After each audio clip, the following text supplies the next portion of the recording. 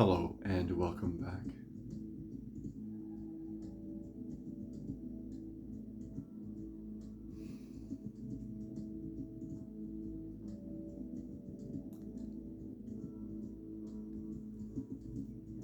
So just recently, I spent a year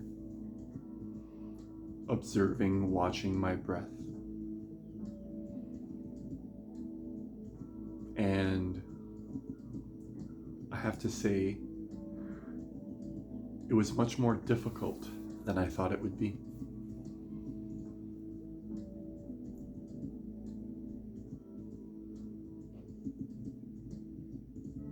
I made the commitment.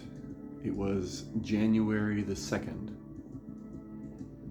And January the 2nd this year, I ended it. It was over. It was the last day. And I did feel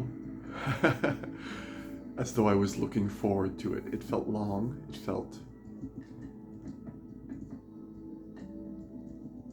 It felt as though I didn't learn as much as I thought. There was less transformation than I thought. But let me tell you what I did observe. What did I get from it? Besides realizing it was more difficult, and speaking of the difficulties about observing your breath. I noticed that when you watch your breathing, number one, you feel more here. You feel more now, more out of your head. The minute you observe your breath, you're not thinking, you're watching. And at some point, really quickly, that watching turns into the act of breathing. For me, it did. It was difficult to just sit and watch. A part of me felt frantic, almost. I began to recognize a part of me that was seeking comfort, and comfort in not being observed, comfort in simply just letting things be, almost an immature version of myself, frantic, kind of, you could imagine a caged version of yourself that the minute there's any kind of limitation applied to it, it feels, and I don't mean limiting the soul, I mean, it was more of though, as though there was you could call it the ego or whatever you want to call it, a part of me that, I'm trying to find the right words here, I have the image in my mind, it's really in a cage and just frantic. It's really the best way I could put it.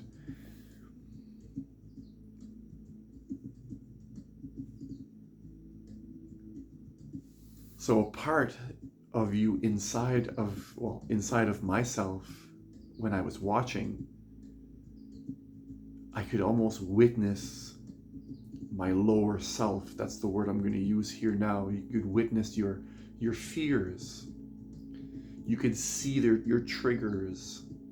As you're watching your breath, you could witness and feel this part of you that doesn't want to be watched, if you will. It doesn't want to have attention on it.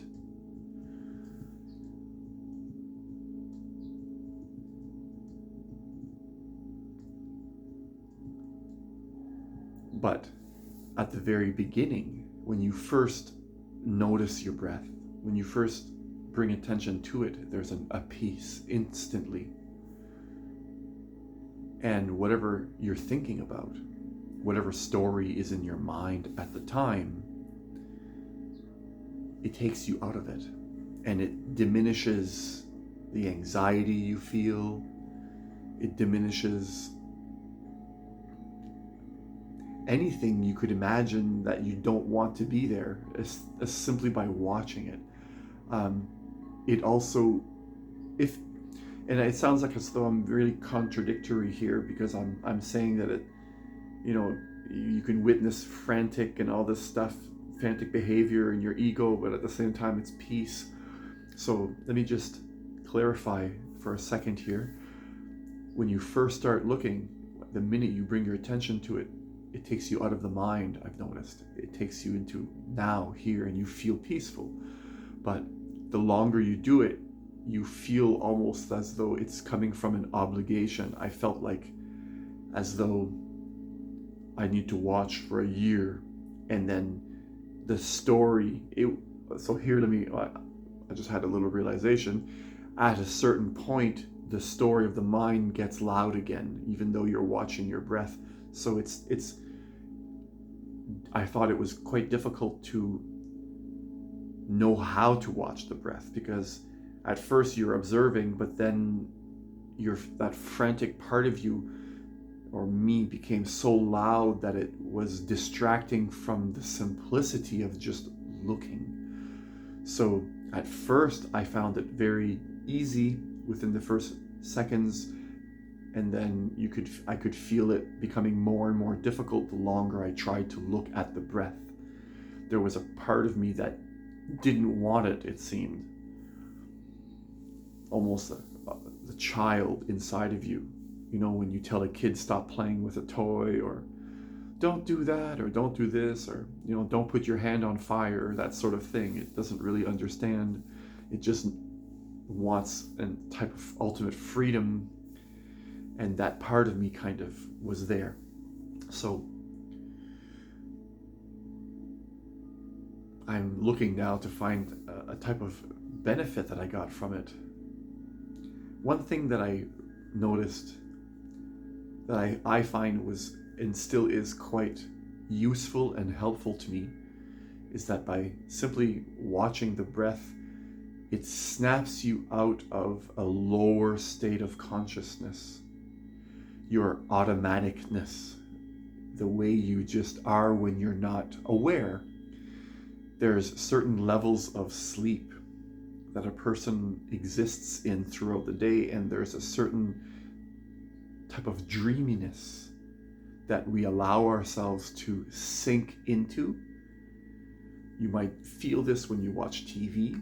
You might feel this when you're on your phone scrolling through your stream or whatever. When you get into a situation where you're triggered, your automatic responses just kick in at a certain point, and you become below yourself, your potential, if you will.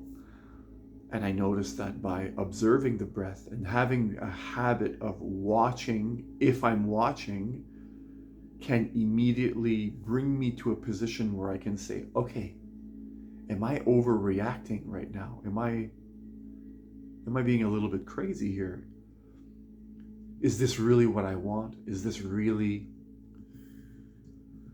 who I want to be, who I am? Does this feel right for me in the moment, right here, right now?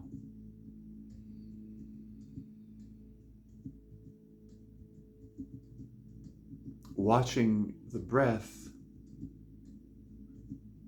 instantly eases you. But if you find yourself trying to force yourself to watch your breath after a few seconds or so, I thought it was a bit counterproductive. So I found that it's almost like exercise. You have to kind of build a certain resistance, endurance for it, But even throughout the whole year, I was never able to watch it consistently. And that's another thing I noticed, that distraction is very, very, very powerful. Even when I wasn't being distracted by surroundings and sounds, people, whatever, I was being distracted by my own thoughts, an itchy leg. So the distraction itself, no matter what state, or where you are, what you're doing, was a constant for me. So maybe I didn't do it right. Maybe I didn't put myself, I don't know.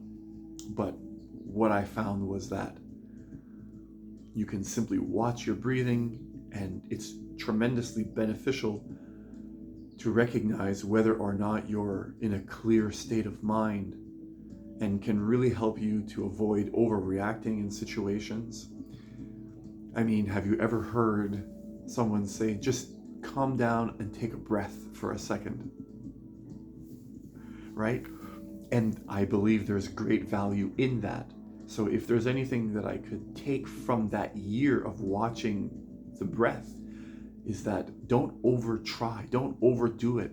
Don't try to do something so much that it makes you feel ill inside yourself. There needs to be a certain level of relaxation, acceptance of, the negative and the positive, just letting things be. And when you feel that it's too much, it's okay to just stop doing it.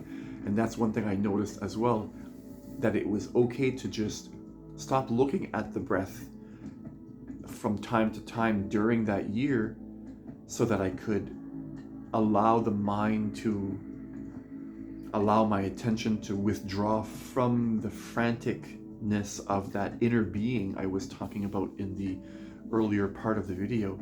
Almost as though watching it, maybe I was watching it too intently, maybe I was doing it in a slightly wrong way, but watching it too much kind of almost generated that, if you will, maybe. I don't want to make this video too long. I haven't been making very many videos lately. Honestly, I have no idea what to say. No idea what to make videos about. Feels as though there's nothing really to say. And I've been really spending this time just being in the world, and not thinking about I should do this, I should do that, just experiencing my life. But I also have been feeling a lot more anxiety lately than I have in a long time, and less in touch, grounded, maybe properly, less really grounded. So I've been trying to bring more practices. I've been meditating a lot more recently, and trying to find that fine line between trying and not trying, because there's a certain amount of effort that is needed in spiritual development, but also too much can really aggravate, can make it can hinder your progress. So I guess the message is, don't be too hard on yourself. Don't try too hard. Try, but don't try too hard.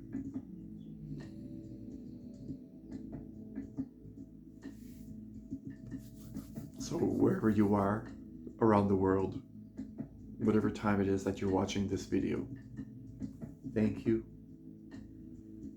Thank you. Thank you.